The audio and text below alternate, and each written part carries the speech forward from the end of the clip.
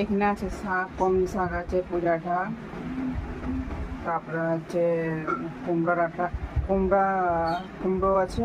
তো এটা হচ্ছে মাছের মাথা দিয়ে হবে, তোমরা পরে দেখাবো। এখানে হচ্ছে দু রকমের শাক রয়েছে, কুমড়ি শাক আর হচ্ছে পুজাটা, আর হচ্ছে তোমার কুমড়ো সব মিশে করে তরকারি হবে, ভাজা হবে। তো দেখতে থাকো ভিডিওটা পুরো। পাঁপড়, আলু ভাজা, স্যালাড, বেগুন ভাজা। এখানে আছে মাছের মাথা দিয়ে ঘন্ট।